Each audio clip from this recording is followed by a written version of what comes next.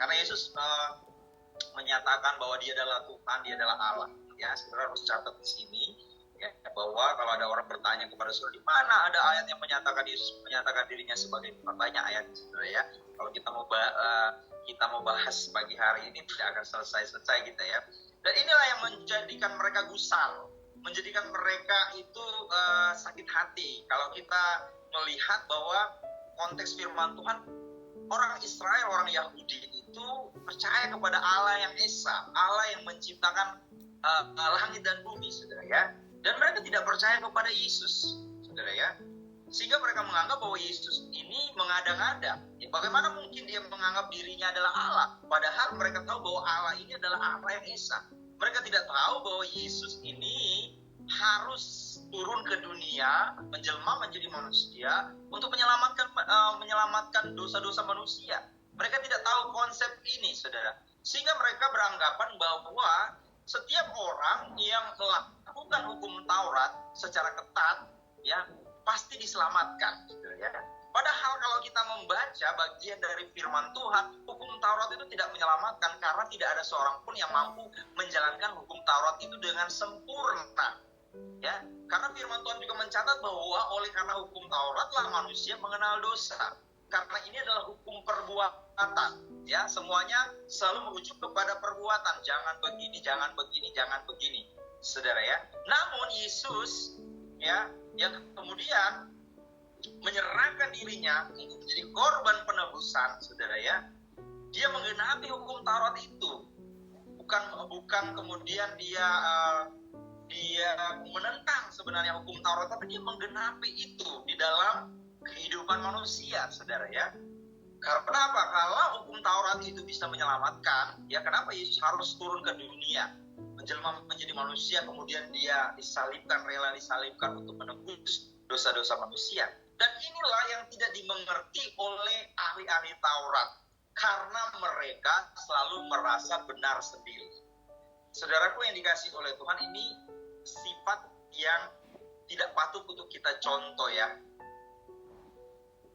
Untuk kita contoh kepada ahli-ahli Taurat ini, saudara ya, orang-orang Farisi, orang-orang tokoh-tokoh agama Yahudi, karena mereka selalu merasa benar sendiri. Nah, kalau orang yang selalu merasa benar sendiri, pasti sangat sulit untuk dinasihati, sangat sulit untuk diberikan pemasukan, saudara ya, atau kritik yang membangun, saudara ya. Karena apa? Mereka merasa bahwa mereka lah yang paling benar, karena mereka lah yang menjalankan hukum Taurat, mereka yang paling hafal seremonial, upacara keagamaan, mereka ikuti semua. Tetapi di balik itu mereka sebenarnya tidak benar-benar mengasihi Tuhan, karena mereka selalu mencari-cari kesalahan orang lain. Bahkan Yesus sekalipun mereka mau mencari kesalahan daripada Yesus. Nah, saudara yang dikasihi oleh Tuhan, inilah saudara yang kemudian Yesus tentang, ya, orang-orang Yahudi, ya, orang-orang ahli Taurat, ya, orang-orang Farisi yang merasa benar sendiri. Yesus selalu menentang mereka karena mereka hanya menjalankan perintah-perintah agama, tapi mereka tidak pernah menghidupi firman Tuhan. Saudaraku yang dikasihi oleh Tuhan, balik lagi saudara, kalau orang itu merasa benar sendiri, dia akan cenderung untuk menyalahkan orang lain. Ya, ada kesalahan sedikit daripada orang lain, dia akan menyalahkan karena dia merasa dia yang paling benar. Nah ini ya sekali lagi tidak patut kita contoh, apalagi kita ini pelayan-pelayan Tuhan, hamba-hamba Tuhan. Saudara, hamba Tuhan itu saudara nggak boleh menolak untuk dikritik, ya, untuk dikasih tahu, saudara ya.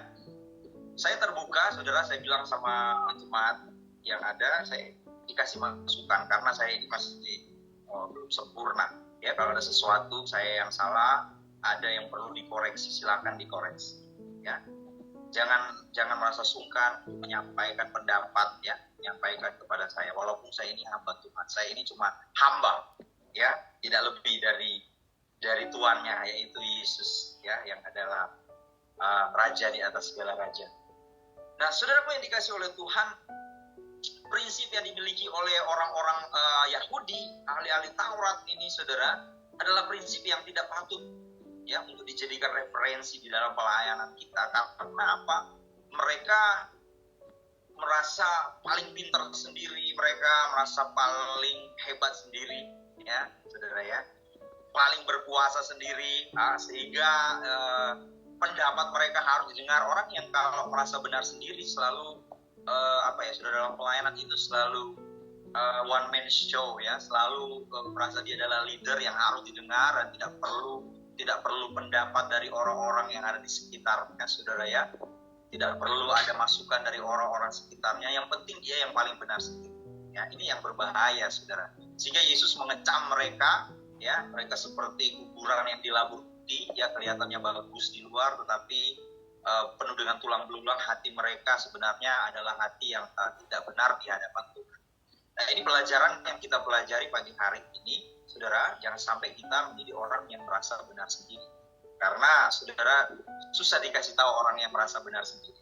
Karena di dunia ini hanya dua yang sulit dikasih tahu, orang yang merasa benar sendiri dan orang yang sedang jatuh cinta. Itu susah sekali dikasih tahu, saudara ya. Jadi mari kita kembali kepada konteks firman Tuhan pada pagi hari ini. Saudara, mereka mempersoalkan perempuan yang berzina ini, padahal mereka juga sedang menyimpan kesalahan yang jauh lebih besar daripada apa yang dilakukan oleh perempuan ini, saudara. Nah, kita melihat bahwa firman Tuhan mengatakan perempuan ini tertangkap basah ketika dia sedang berbuat zina. Ya, artinya perempuan ini di dalam terjemahan yang lain, perempuan ini telah ditangkap dalam persinahan, ya, dalam tindakan persinahan itu sendiri. Saudaraku yang dikasih oleh Tuhan, dalam kasus orang yang berzina, ya, saudara, khususnya di dalam hukum Taurat, saudara ya, mereka atau para saksi, ya, harus telah melihat, ya, di dalam sikap atau gaya orang yang sedang berzina. Artinya seseorang tidak bisa dianggap berzina atau dihukum kalau dia hanya terlihat berjalan dengan laki-laki lain, ya, atau mereka sedang keluar dari hotel, ya, mungkin kalau zaman sekarang. Tetapi kalau dalam hukum Taurat, ya, orang yang dianggap berzina ketika mereka memang benar-benar sedang melakukan hubungan suami istri atau melakukan persinahan dan ada saksi yang melihat secara langsung, ya.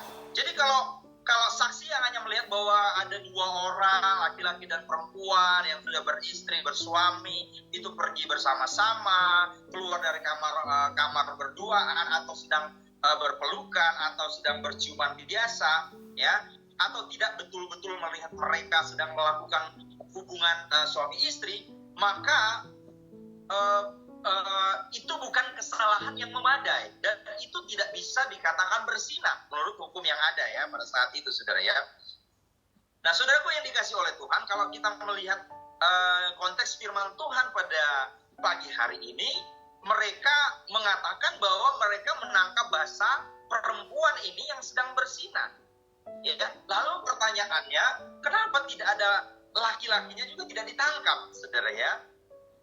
Nah, ini kemudian menyebabkan banyak penafsir yang berpendapat bahwa memang perempuan ini sengaja, ya, dijerat hanya dengan satu tujuan, untuk menyerang Yesus. Artinya apa?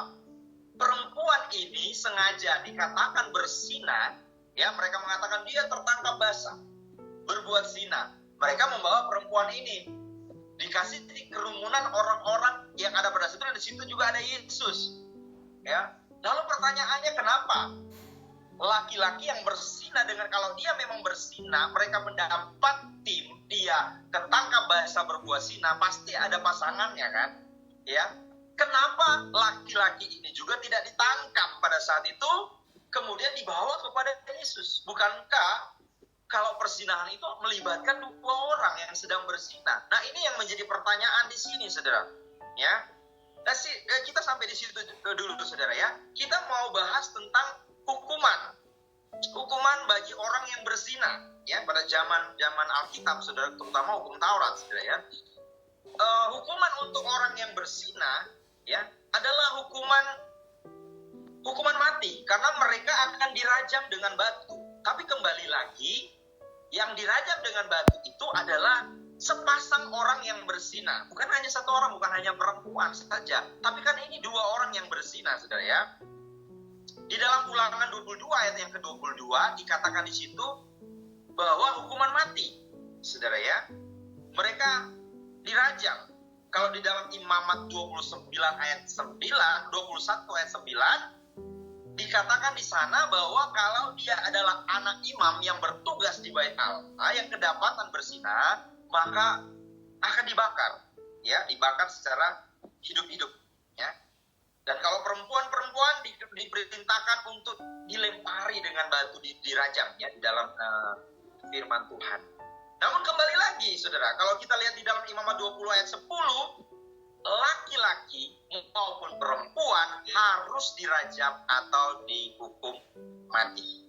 Saudaraku yang dikasihi oleh Tuhan, kita melihat di sini ada kejanggalan, saudara, karena justru kalau mereka benar-benar menerapkan hukum Taurat, saudara, harus ada laki-laki juga yang berzina. Tetapi yang dibawa ini justru perempuan, karena tujuan mereka hanya untuk mencobai Yesus. Mereka menantikan jawaban dari Yesus. Siapa tahu, ya, Yesus ini slip lidahnya dan dia memberikan jawaban yang saudara, yang bisa menyebabkan dia dijerat hukum, lalu kemudian mereka akan menangkap dan membunuh dia. Karena mereka menjerat perempuan ini dan mereka meminta pendapat Yesus supaya bisa mempersalahkan Yesus. Saudara, bagaimana mereka bisa menyalahkan Yesus? Ini adalah hal yang luar biasa. Kita punya Tuhan yang sangat bijaksana, ya, Tuhan yang penuh dengan hikmat, ya, ketika dia melayani, ya. Saudara, apa yang dikasih oleh Tuhan? Kalau Yesus mengatakan kita tidak perlu menghukum mati perempuan ini, maka Yesus bisa disalahkan. Karena apa? Oh, berarti Yesus ini menentang hukum Taurat. Sebaliknya, kalau Yesus mengatakan bahwa kita harus menghukum mati perempuan ini karena dia sudah berdosa, maka Yesus sendiri menentang apa yang menjadi prinsip di dalam pelayanannya, yaitu dia menjadi sahabat orang berdosa. Karena aku datang bukan untuk orang benar, tetapi datang untuk orang yang berdosa. Reputasinya akan hancur, ya.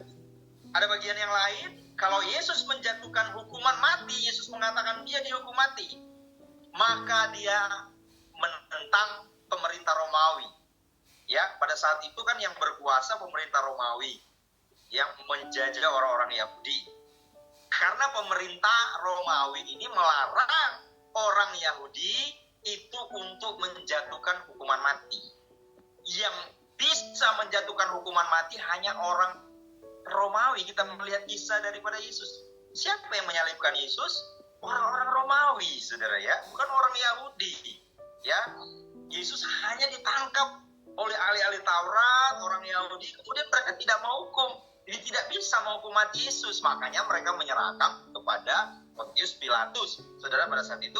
Dan yang menjatuhkan hukuman mati itu adalah orang-orang Romawi, karena kalau orang Yahudi nggak boleh menjatuhkan hukuman mati, ya, hanya yang boleh menjatuhkan hukuman mati pada saat itu orang-orang Romawi, ya. Di sini saudara mulai jelas, ya, saudara, ya, di dalam, kalau kita mau lihat di dalam Yohanes 18 ayat 31, saudara, ya, kita bisa mendapati di situ bahwa memang peraturan ini berlaku, saudara, ya, karena memang orang Yahudi nggak boleh menjatuhkan hukuman mati, ya, hanya orang Romawi. Ya, kita baca di dalam Yohanes 18 ayat 31, kata Pilatus kepada mereka, ambillah dia dan hakimilah dia menurut hukum Tauratmu. Pilatus ngomong kepada orang-orang Yahudi, ya, orang Farisi ahli Taurat. Kemudian kata orang-orang Yahudi, kami tidak diperbolehkan membunuh seseorang, ya, karena hukum Taurat juga, saudara, ya. Jadi saudara, sudah mulai jelas, ya, kita melihat di sini, saudara, kalau Yesus salah berpendapat, Yesus salah memberikan statement, maka Yesus bisa dihukum, ya, dibawa oleh orang Yahudi, ya, kemudian dia dibunuh, saudara, ya. Nah, kalau tadi ahli-ahli Taurat yang pertama mereka itu merasa benar sendiri, Kemudian yang kedua, mereka itu selalu mencari kesalahan orang lain. Saudaraku yang dikasih oleh Tuhan, ini yang menjadi sifat dari orang ahli-ahli Taurat ya, orang-orang Yahudi, orang-orang Farisi, selalu mencari kesalahan orang lain yang tidak patut kita tiru, kita contoh ya, saudara. Selalu mencari celah supaya orang itu menyalahkan orang lain ya, mau menghancurkan orang lain dengan mencari-cari kesalahannya dia. Seperti apa yang mereka lakukan kepada Yesus. Karena mereka tidak mendapati ada kesalahan kepada Yesus, mereka tidak mendapati ada sesuatu celah yang bisa dipergunakan untuk kemudian menghukum dia. Mereka mencobai dia terus, mereka terus mencari kesalahan dia untuk dia bisa dihukum. Ya ini ya, saudara ya, kalau orang yang suka mencari-cari kesalahan orang lain ini tidak sesuai dengan firman Tuhan ya. Yang suka mencari kesalahan orang lain, karena orang yang merasa benar selalu mencari-cari kesalahan orang lain karena dia merasa dia benar, jadi orang lain yang paling salah dia selalu mencari itu, saudara ya. Seperti apa yang dilakukan oleh ahli Taurat, saudara ya. Banyak sekali mereka mau mencoba Yesus. Kalau di dalam Markus 12 ayat 13 karena dikatakan dia ditanyai, bolehkah membayar pajak kepada kaisar ya. Kalau Yesus salah jawab juga, mereka akan mempergunakan alat bukti itu supaya menjerat dia, saudara. Nah kemudian apa yang dilakukan oleh Yesus, saudara? Yesus kemudian menulis di tanah, saudara ya. Tidak dikatakan apa yang ditulis oleh Yesus, saudara. Mungkin saja ada yang beranggapan bahwa Yesus ini menuliskan bahwa jangan menjadi saksi palsu. Ada yang beranggapan nafsir, yang menganggap seperti itu. Ada juga yang berpendapat bahwa Yesus pada saat itu menuliskan 10 hukum Tuhan, tapi Alkitab tidak secara jelas mencatat apa yang menjadi tulisan daripada Yesus. Mereka terus mendesak Yesus dalam ayat 7. Mereka terus mendesak Yesus, bertanya terus kepada Yesus. Mereka mengira Yesus tidak bisa menjawab. Ya, mereka terus mendesak, ya, karena mereka membutuhkan jawaban untuk menjerat Yesus. Ya, mereka kemudian, saudara, yang dikasih oleh Tuhan, Yesus memberikan jawaban. Ya, jawaban Yesus ini berkaitan erat dengan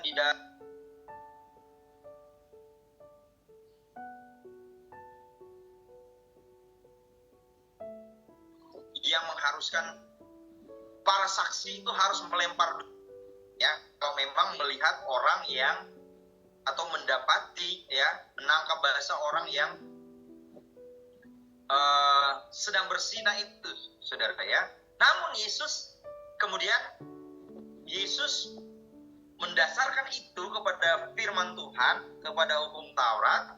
Namun Yesus menambahkan, ya, jika ada seseorang yang tidak berdosa, yang sudah menangkap basah orang ini, yang perempuan yang kedapatan berbuat zina ini, ya, kalian para saksi yang sudah menangkap basah dia, silakan. Kalau kalian memang tidak pernah berbuat dosa, ya, kalian yang terlebih dahulu harus melempari dia dengan batu, saudara ya. Nah, saudaraku yang dikasih oleh Tuhan, jawaban Yesus ini akhirnya tidak bertentangan dengan hukum Taurat, ya, tidak bertentangan. Kita melihat di sini ya, jawaban daripada Yesus ini luar biasa karena tidak bertentangan dengan hukum Taurat. Karena sebetulnya Yesus mengizinkan hukuman mati itu, tetapi saudara, ya, dia kemudian menambahkan kalau yang tidak berdosa, ya silakan, yang tidak pernah berbuat dosa, silakan kalian hukum mati dia. Ya, ini Yesus menambahkan seperti itu ya. Kemudian yang kedua, Yesus tidak bertentangan dengan pemerintah Roma, karena dia juga tidak kehilangan reputasinya sebagai sahabat orang berdosa. Ya, karena apa? Karena tidak ada seorang pun di situ yang berani melaksanakan hukuman mati itu, karena semua sadar diri karena mereka berdosa. Saudara, kita melihat di sini ya, bagaimana Yesus menangani orang-orang Farisi, ya, orang-orang ahli Taurat yang mencoba menjerat dia dengan hikmat yang luar biasa, saudara. Yesus tidak melanggar yang namanya firman Tuhan, hukum Taurat, ya.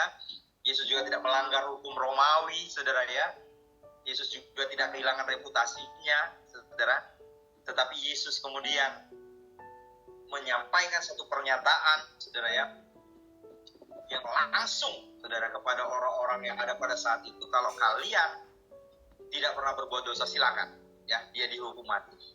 Semua orang satu persatu pergi, saudara ya, dari yang tertua, saudara ya, karena mungkin yang tua-tua ini merasa mereka yang paling banyak dosa, jadi mereka yang lebih dulu pergi. Ya. Mereka mungkin merasa saya sudah yang paling tua, saya yang paling banyak dosa, saya duluan pergi, ya. Saudara ya, saudara yang dikasih oleh Tuhan, ya memang kalau kita makin tua ya makin banyak dan dosa ya. Dengan umur kita, saudara ya. Ya, tapi puji Tuhan, Tuhan yang sudah menyelamatkan kehidupan kita, saudara ya. Nah, saudara yang dikasih oleh Tuhan, kalau kita adalah orang-orang yang merasa bahwa kita juga ini orang-orang yang berdosa, kita bisa jatuh, kita bisa bersalah. Jangan sampai kita meniru apa yang dilakukan oleh ahli-ahli Taurat. Ya, mereka merasa benar sendiri, jadi mereka menggebu-gebu untuk apa? Menghukum wanita ini dengan baik. Ya, mau dirajam, saudara. Mereka tidak menyadari juga mereka punya banyak kesalahan. Mereka mencari-cari kesalahan. Pelajaran apa yang kita bisa lihat? Yesus memberi pelajaran penting di dalam kehidupan kita melalui firman Tuhan yang kita pelajari pada jangan suka merasa benar sendiri. Ya, hiduplah benar, tapi jangan merasa benar sendiri. Hidup benar itu harus pasti kita harus hidup benar. Tapi hidup merasa benar sendiri itu nggak boleh. Karena kita juga masih punya banyak kesalahan. Kita juga masih punya banyak dosa. Mungkin dosa kita juga berbeda dari orang lain. Tapi kita jangan sampai menjadi seorang yang menghakimi. Karena saudara, ketika Yesus datang ke dunia melayani, saudara, kalau kita baca dalam konteks Alkitab, memang tujuan Yesus adalah untuk menyelamatkan orang berdosa, saudara ya, menyelamatkan orang berdosa, ya. Kenapa dia? Kalau memang benar-benar perempuan ini berzina, Yesus kemudian mengatakan kepada perempuan ini, pergilah dan jangan berbuat dosa lagi. Karena memang tujuannya untuk menyelamatkan orang berdosa. Tapi saudara juga harus ingat bahwa ketika Yesus akan datang kedua kali akan menjadi hakim, saudara ya, menjadi hakim untuk menghakimi orang-orang yang berdosa, saudara ya. Nah, saudaraku yang dikasih oleh Tuhan, ini yang harus kita pelajari pada hari ini. Kita juga masih bisa bersalah, kita juga masih bisa berdosa, saudara. Kadang mungkin di dalam hubungan keluarga antara suami dan istri, suami merasa benar sendiri, istri merasa benar sendiri, seolah-olah tidak pernah berbuat kesalahan dan terus menyerang kesalahan suami, terus menyerang kesalahan istri, sehingga apa terjadi? Percekcokan. Anak terus disalahkan, saudara, padahal orang tua juga bisa melakukan kesalahan.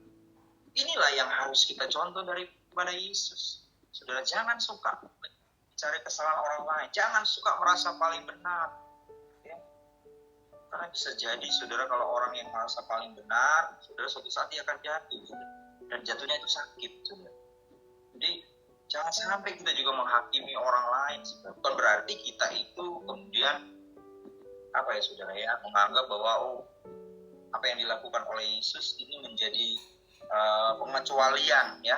Artinya di dalam pelayanan kita mungkin orang-orang yang sudah jatuh, ya sudah nggak apa-apa lah, kita nggak usah bimbing mereka, atau Yesus mengampuni mereka. Benar, Yesus mengampuni, dia menjadi hakim. Tetapi apa yang Yesus katakan, jangan berbuat dosa lagi, saudara ya. Tetapi ada konsekuensi, saudara. Kalau dalam dunia pelayanan kita harus cermat, saudara ya, apalagi kita melayani, saudara ya. Jangan sampai harus ada, saudara ya, yang namanya hal-hal yang harus kita terapkan di dalam pelayanan, saudara ya, terutama orang-orang yang kita bimbing, saudara. Kalau kita hamba Tuhan, saudara, kita harus membimbing mereka, saudara ya. Kalau mereka memang ada di dalam pelayanan, misalnya ada di dalam pelayanan mimbar, kita bimbing mereka, ya. Bukan berarti kita membimbing mereka dengan kita menerapkan prinsip firman Tuhan. Ada pendisiplinan bagi mereka yang memang yang melayani, saudara, di mimbar, ya, supaya mereka apa? mereka kemudian menyadari kesalahan mereka, mereka bertobat, mereka bisa melayani kembali. Saudara ya, sungguh-sungguh saudara, kembali kepada Tuhan. Jangan kita memberi panggung kepada orang-orang yang masih ada di dalam dosa, kemudian di panggung untuk melayani. Dia akan merasa bahwa kita nggak apa-apa sih, saya berbuat dosa. Ya udah, saya melayani terus aja, saudara ya. Jangan sampai hal itu terjadi. Kita sebagai hamba Tuhan harus berani menyatakan, saudara ya. Harus berani memberitahu. Bukan berarti kita yang paling benar.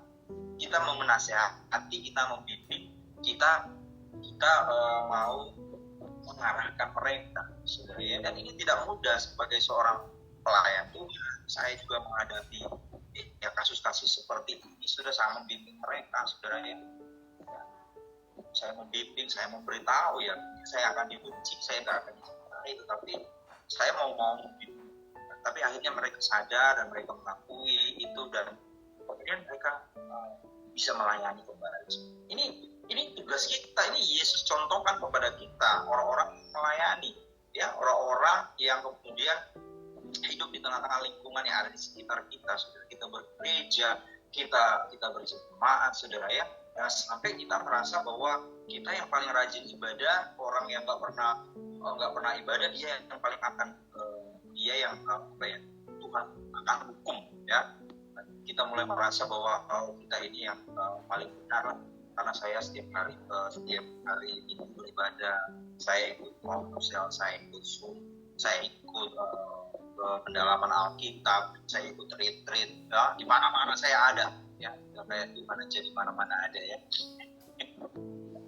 Ya, jadi saya merasa bahwa saya ini sudah merasa paling benar, ya. Orang lain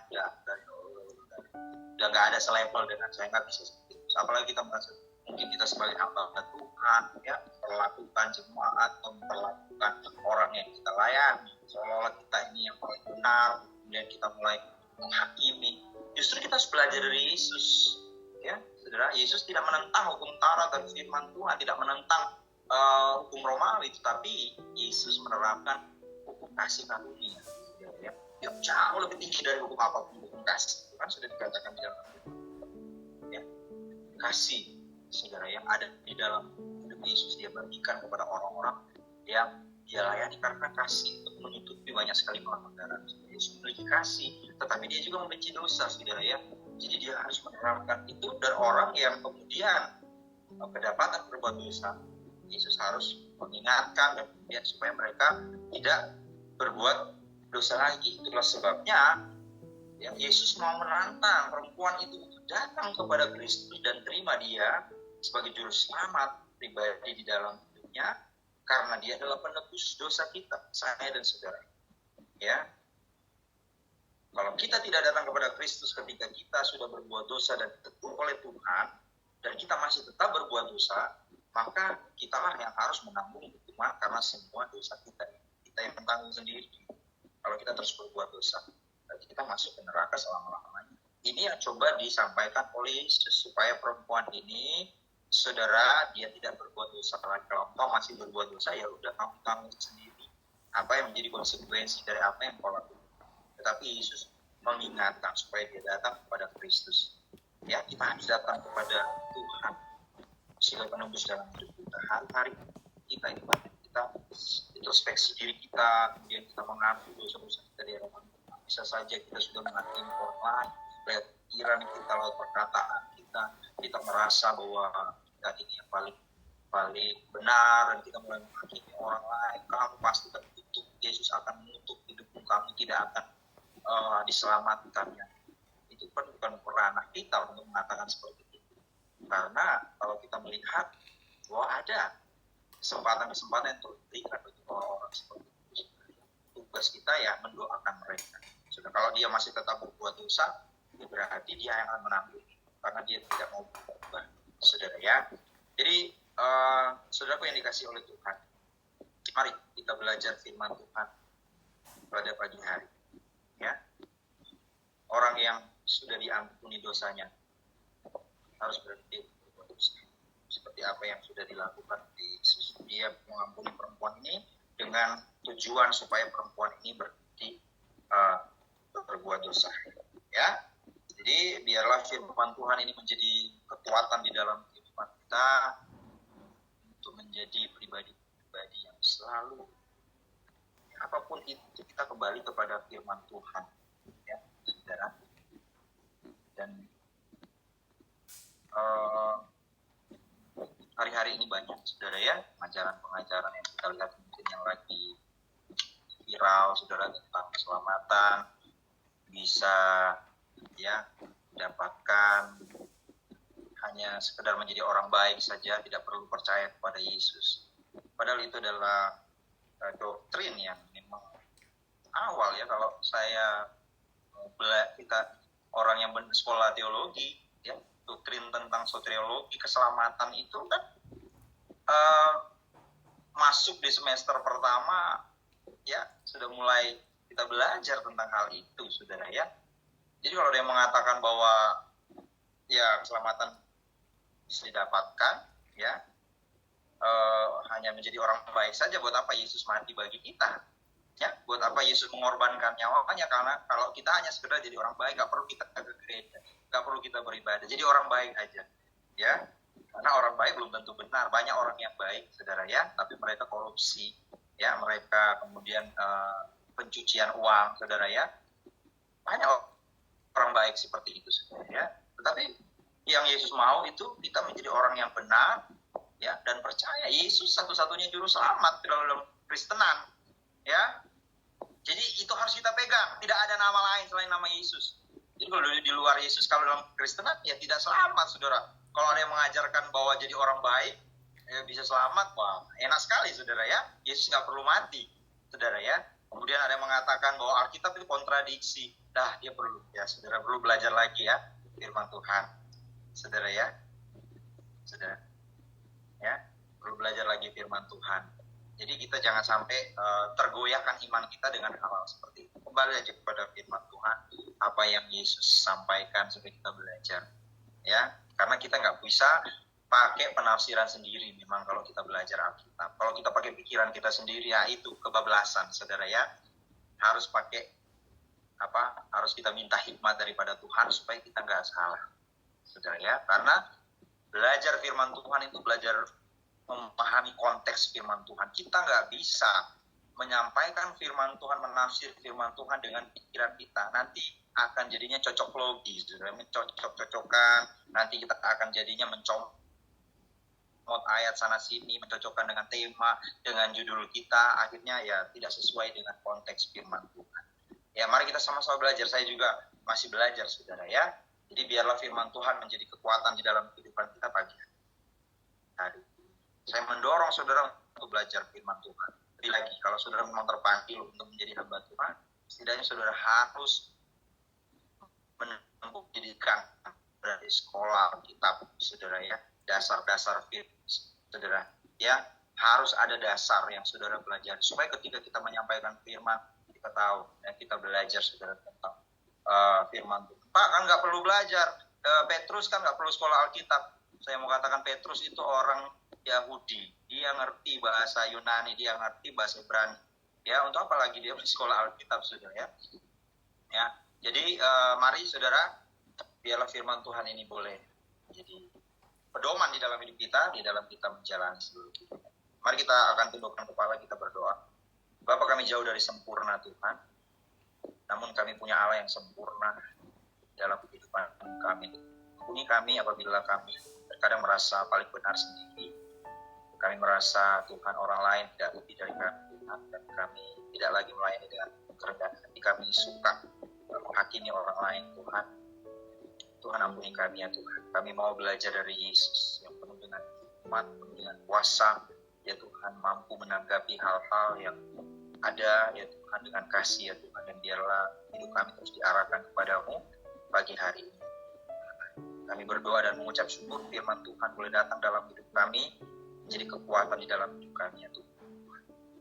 Biarlah kami terus hidup sesuai dengan standar firman Tuhan. Dan kami Tuhan percaya akan otoritas-Mu di dalam kehidupan kami ya Tuhan. Kau yang berdaulat di dalam hidup kami, yang mengatur seluruh hidup kami ya Tuhan. Dan kami berserah bertanya kepada-Mu. Terima kasih Bapa, kami mengucap syukur untuk firman-Mu. Hanya di dalam nama Yesus kami berdoa. Haleluya. Amin. Ya, puji Tuhan, Tuhan memberkati kita semua. Mungkin